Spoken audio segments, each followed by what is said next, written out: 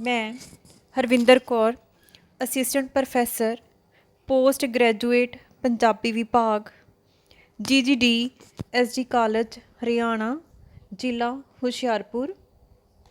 ਅੱਜ ਤੁਹਾਡੇ ਨਾਲ ਸੁਹਿੰਦਰ ਸਿੰਘ ਵਣਜਾਰਾ ਵੇਦੀ ਦੇ ਨਿਬੰਧ ਪੰਜਾਬ ਦੇ ਅਖਾਣਾਂ ਦੀ ਵਿਚਾਰਧਾਰਾ ਬਾਰੇ ਗੱਲ ਕਰਾਂਗੀ। ਇਸ ਨਿਬੰਧ ਨੂੰ ਪੰਜਾਬ ਯੂਨੀਵਰਸਿਟੀ ਚੰਡੀਗੜ੍ਹ ਵੱਲੋਂ BA ਸਮੈਸਟਰ ਤੀਸਰੇ ਦੀ ਲਾਜ਼ਮੀ ਪੰਜਾਬੀ ਦੇ ਸਿਲੇਬਸ ਵਿੱਚ ਸ਼ਾਮਿਲ ਕੀਤਾ ਗਿਆ ਹੈ। ਪੰਜਾਬ ਦੇ ਅਖਾਣਾਂ ਦੀ ਵਿਚਾਰਧਾਰਾ ਨਿਬੰਧ ਸੁਹਿੰਦਰ ਸਿੰਘ ਵਣਜਾਰਾ ਵੇਦੀ ਦੀ ਰਚਨਾ ਹੈ। ਇਸ ਨਿਬੰਧ ਵਿੱਚ ਲੇਖਕ ਨੇ ਅਖਾਣਾਂ ਦੇ ਜਾਤੀ ਦੀ ਵਿਚਾਰਧਾਰਾ ਨੂੰ ਪ੍ਰਗਟ ਕਰਨ ਦੀ ਸਮਰੱਥਾ ਬਾਰੇ ਦੱਸਿਆ ਹੈ ਕਿ ਕਿਸ ਤਰ੍ਹਾਂ ਇਹਨਾਂ ਵਿੱਚ ਪੰਜਾਬੀ ਜੀਵਨ ਦੇ ਭਿੰਨ-ਭਿੰਨ ਪੱਖਾਂ ਦੇ ਝਲਕਾਰੇ ਮਿਲਦੇ ਹਨ।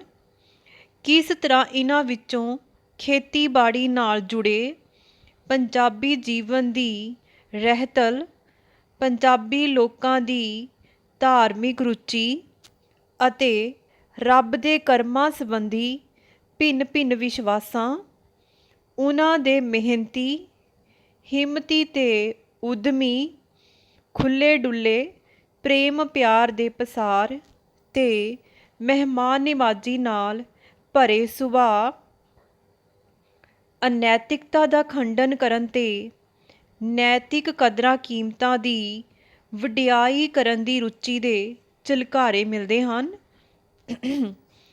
ਜਾਤੀ ਦੀ ਵਿਚਾਰਧਾਰਾ ਦੇ ਲਖਾਇਕ ਅਖਾਣ ਕਿਸੇ ਜਾਤੀ ਦੇ ਸਮੁੱਚੇ ਜੀਵਨ ਦਾ ਪ੍ਰਤੀਨਿਧ ਹੀ ਨਹੀਂ ਹੁੰਦੇ, ਸਗੋਂ ਉਸ ਦੀ ਵਿਚਾਰਧਾਰਾ ਦੇ ਲਖਾਇਕ ਵੀ ਹੁੰਦੇ ਹਨ। ਅਖਾਣਾਂ ਵਿੱਚ ਵਿਚਾਰ ਸਮੱਗਰੀ ਤਾਂ ਕਿਸੇ ਜਾਤੀ ਦੀ ਅਸਲ ਗਿਆਨ ਸੰਪਤੀ ਹੈ, ਜਿਸ ਵਿੱਚ ਉਹ ਵਰ੍ਹਿਆਂ ਬੱਧੀ ਆਪਣਾ ਅਨੁਭਵ ਖੋਰਦੀ ਰਹਿੰਦੀ ਹੈ।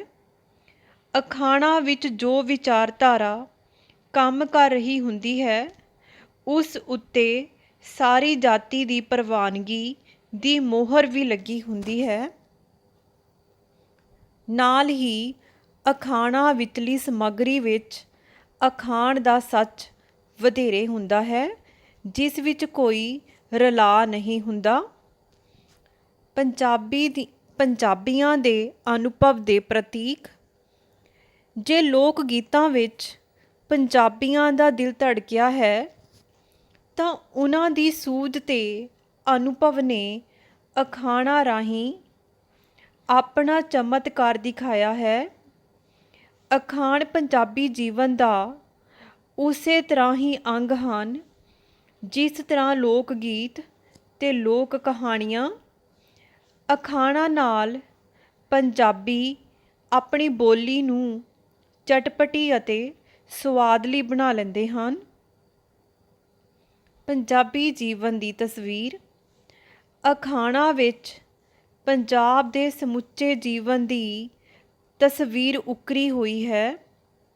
ਪੰਜਾਬੀਆਂ ਦੇ ਦੁੱਖਾਂ ਸੁੱਖਾਂ, ਵਿਸ਼ਵਾਸਾਂ, ਰੀਤਾਂ ਰਿਵਾਜਾਂ, ਰਿਸ਼ਤਿਆਂ ਨਾਤਿਆਂ, ਆਸ਼ਾਵਾਂ ਤੇ ਚਿੰਤਾਵਾਂ ਦੀ ਸਹੀ ਝਲਕ ਅਖਾਣਾਂ ਵਿੱਚ ਦੇਖੀ ਜਾ ਸਕਦੀ ਹੈ। ਇੰਨੀ ਭਰਪੂਰਤਾ ਤੇ ਵਿਲੱਖਣਤਾ ਸ਼ਾਇਦ ਹੀ ਕਿਸੇ ਹੋਰ ਜਾਤੀ ਦੀਆਂ ਅਖੌਤਾਂ ਵਿੱਚ ਹੋਵੇ, ਜਿੰਨੀ ਪੰਜਾਬੀ ਅਖਾਣਾਂ ਵਿੱਚ ਹੈ। ਪੇਂਡੂ ਪੰਜਾਬ ਦੇ ਝਲਕਾਰੇ। ਪੰਜਾਬ ਪਿੰਡਾਂ ਦਾ ਦੇਸ਼ ਹੈ, ਇਸ ਕਰਕੇ ਬਹੁਤੀਆਂ ਅਖਾਣਾਂ ਦੇ ਰਚਣਹਾਰੇ ਪੇਂਡੂ ਹੋਣ ਕਰਕੇ ਇਹਨਾਂ ਵਿੱਚ ਪੰਜਾਬ ਦੇ ਪਿੰਡਾਂ ਦੇ ਝਲਕਾਰੇ ਹੀ ਮਿਲਦੇ ਹਨ। ਖੇਤੀਬਾੜੀ ਨਾਲ ਜੁੜਿਆ ਜੀਵਨ।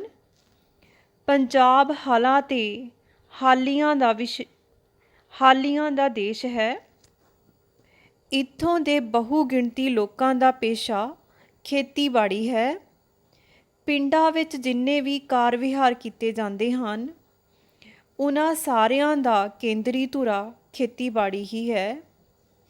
ਲੁਹਾਰ ਖੇਤੀ ਲਈ ਸੰਦ ਬਣਾਉਂਦਾ ਹੈ ਅਤੇ ਜੁਲਾਹੇ ਨੂੰ ਕਪਾਹ ਖੇਤੀ ਤੋਂ ਪ੍ਰਾਪਤ ਹੁੰਦੀ ਹੈ। ਇਸ ਤਰ੍ਹਾਂ ਪੇਂਡੂ ਜੀਵਨ ਦੀ ਹਰ ਚੀਜ਼ ਖੇਤੀਬਾੜੀ ਨਾਲ ਜੁੜੀ ਹੋਈ ਹੈ। ਪੰਜਾਬੀ ਆਪਣੇ ਵਿਚਾਰਾਂ ਦੇ ਪ੍ਰਗਟਾਵੇ ਲਈ ਚਿੰਨ੍ਹਾਂ, ਤੁਲਨਾਵਾਂ ਅਤੇ ਉਪਮਾਵਾਂ ਲਈ ਸਮੱਗਰੀ ਵੀ ਖੇਤੀਬਾੜੀ ਵਿੱਚੋਂ ਹੀ ਲੈਂਦਾ ਹੈ। ਦੁਨੀਆ ਇੱਕ ਪੰਜਾਬੀ ਨੂੰ ਖੇਤੀ ਵਾਂਗ ਹੀ ਲੱਗਦੀ ਹੈ। ਜਿੱਥੇ ਜੋ ਬੀਜਦਾ ਹੈ ਸੋ ਵੱਢਦਾ ਹੈ। ਸੋ ਕਾਹੀ ਦੇ ਦੱਬ ਨਹੀਂ ਉਗਾਉਣੇ ਚਾਹੀਦੇ, ਅਰਥਾਤ ਬੁਰੇ ਕੰਮ ਨਹੀਂ ਕਰਨੇ ਚਾਹੀਦੇ। ਜੋ ਕੁਝ ਬੀਜਣ ਸੋਈ ਜੰਮੇ, ਜਿਸਨੇ ਵਾਹ ਕਮਾਈ, ਤੈ ਕਿਉਂ ਆਪਣੀ ਖੇਤੀ ਅੰਦਰ ਕਾਹੀ ਦੱਬ ਜਮਾਈ। ਪ੍ਰਭੂ ਦੀ ਪ੍ਰਾਪਤੀ ਲਈ ਅਨੇਕਾਂ ਗ੍ਰੰਥ ਲਿਖੇ ਗਏ ਹਨ, ਪਰੰਤੂ ਪੰਜਾਬ ਦਾ ਜੱਟ ਤਾਂ ਰੱਬ ਦੀ ਪ੍ਰਾਪਤੀ ਦੇ ਸਵਾਲ ਨੂੰ ਓਨਾ ਹੀ ਸੌਖਾ ਸਮਝਦਾ ਹੈ ਜਿੰਨਾ ਬੂਟੇ ਨੂੰ ਕੁਥਾਊ ਪੁੱਟ ਕੇ ਥਾਂ ਸਿਰ ਲਾਉਣਾ। ਜਿਵੇਂ ਰੱਬ ਦਾ ਕੀ ਪਾਉਣਾ, ਇੱਧਰੋਂ ਪੁੱਟਣਾ ਤੇ ਉੱਧਰ ਲਾਉਣਾ। ਇਸ ਪ੍ਰਕਾਰ ਤੁਲਨਾਵਾਂ ਤੇ ਉਪਮਾਵਾਂ ਲਈ ਵੀ ਉਸ ਨੇ ਆਪਣੇ ਆਲੇ ਦੁਆਲੇ ਖੇਤੀ ਦੇ ਸੰਦਾਂ, ਡੰਗਰਾਂ ਤੇ ਫਸਲਾਂ ਨੂੰ ਚੁਣਿਆ ਹੈ। ਬੁਢਾਪੇ ਦਾ ਜ਼ਿਕਰ ਕਰਦਿਆਂ ਉਸ ਦੇ ਸਾਹਮਣੇ ਬੁੱਢੇ ਬਲਦ ਦੀ ਡਰਾਉਣੀ ਤਸਵੀਰ ਆ ਜਾਂਦੀ ਹੈ ਅਤੇ ਉਹ ਕਹਿ ਉੱਠਦਾ ਹੈ, ਬੁੱਢਾ ਹੋਇਆ ਟੌਰਿਆ ਤੈਨੂੰ ਠੂੰਗਣ ਕਾਉ, ਗਲੋਂ ਪੰਜਾਲੀ ਲਾ ਲਈ ਤੇ ਕੋਈ ਨਾ ਲੈਂਦਾ ਨਾਉ। ਘਰੇਲੂ ਜੀਵਨ ਸੰਬੰਧੀ ਟੀਕਾ ਟਿੱਪਣੀ ਕਰਦਿਆਂ ਵੀ ਉਸ ਦੇ ਸਾਹਮਣੇ ਖੇਤੀਬਾੜੀ ਹੀ ਆ ਜਾਂਦੀ ਹੈ। ਸਾਰੀ ਕਮਾਈ ਨੂੰ ਖਰਚ ਦੇਣ ਵਾਲੀ ਤੇ ਔਖੇ ਸਮੇਂ ਲਈ ਬੱਚਤ ਨਾ ਕਰਨ ਵਾਲੀ ਸਵਾਣੀ ਵੱਲ ਦੇਖਦਿਆਂ ਉਸ ਦੇ ਸਾਹਮਣੇ ਉਹ ਖੇਤ ਆ ਜਾਂਦਾ ਹੈ ਜਿੱਥੇ ਜਿਹੜੀ ਫਲੀ ਪੈਂਦੀ ਹੈ ਉਸ ਨੂੰ ਚਿੜੀਆਂ ਚੁਗ ਲੈਂਦੀਆਂ ਹਨ। ਜਿਹਾ ਡੋਡਾ ਪਿਆ ਤਿਹਾ ਚਿੜੀਆਂ ਚੁਗ ਲਿਆ, ਬੇਵਕਤ ਕੀਤੇ ਕੰਮ ਦੇ ਔਗੁਣ ਦਰਸਾਉਣ ਲਈ ਉਹ ਕੁਸਮੇ ਬੀਜੀ ਖੇਤੀ ਦਾ ਰੂਪਕ ਵਰਤਦਾ ਹੈ। ਅਗੇਤਾ ਝਾੜ ਪਛੇਤੀ ਸਰਰੀ। ਪੰਜਾਬੀ ਲੋਕ ਭਾਵੇਂ ਪੈਡੇ ਮਾਰ ਕੇ ਬਾਹਰ ਵੀ ਆ ਜਾਂਦੇ ਰਹੇ ਤੇ ਪਰਦੇਸਾਂ ਵਿੱਚ ਸੌਦਾਗਰੀ ਵੀ ਕਰਦੇ ਰਹੇ, ਪਰੰਤੂ ਖੇਤੀਬਾੜੀ ਨੂੰ ਸਭ ਵਿਹਾਰਾਂ ਤੋਂ ਉੱਤਮ ਗਿਣਿਆ। ਪੰਜਾਬੀ ਵਪਾਰ ਦੇ ਧੰਦਿਆਂ ਵਿੱਚ ਪੈ ਕੇ ਆਪਣੀ ਪਾਤਸ਼ਾਹੀ ਨੂੰ ਗਵਾਉਣਾ ਨਹੀਂ ਚਾਹੁੰਦਾ। ਪਹਿਲਾਂ ਪੰਜਾਬੀਆਂ ਨੂੰ ਪਰਦੇਸਾਂ ਵਿੱਚ ਰੋਟੀ ਲਈ ਝੱਖਾਂ ਮਾਰਨੀਆਂ ਕਦੇ ਵੀ ਨਹੀਂ ਜਚੀਆਂ।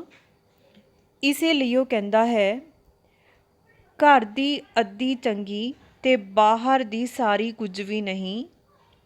ਪਰਦੇਸ ਗਿਆ ਭੜੋਲੇ ਪਿਆ ਇੱਕ ਬਰਾਬਰ, 100 ਸੁੱਖ ਛੱਜੂ ਦੇ ਚੁਬਾਰੇ ਉਹ ਬਲਖ ਨਾ ਬੁਖਾਰੇ।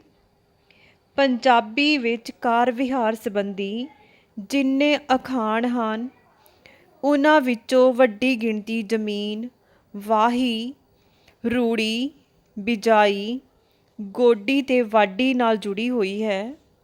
ਥੋੜ੍ਹੇ ਜਿਹੇ ਅਖਾਣ ਵਣਜ ਵਪਾਰ ਬਾਰੇ ਵੀ ਹਨ। ਬਾਕੀ ਕੰਮਾਂ ਬਾਰੇ ਕੋਈ ਅਖਾਣ ਵਿਰਲਾ ਹੀ ਮਿਲਦਾ ਹੈ। ਇਸਦੇ ਮੈਂ 2 ਭਾਗ ਬਣਾਏ ਨੇ ਕਿ ਤੁਹਾਨੂੰ ਸਮਝ ਲੱਗ ਸਕੇ। ਇਸ ਟੌਪਿਕ ਦੇ ਪਹਿਲੇ ਭਾਗ ਨੂੰ ਅਸੀਂ ਅੱਜ ਡਿਸਕਸ ਕਰਦੇ ਹਾਂ ਅਤੇ ਅਗਲਾ ਭਾਗ ਜਿਹੜਾ ਹੈ ਕਿ ਅਸੀਂ ਕੱਲ੍ਹ ਜਿਹੜਾ ਹੈ ਕਿ ਉਹਦੇ ਵਿੱਚ ਡਿਸਕਸ ਕਰਾਂਗੇ। ਧੰਨਵਾਦ।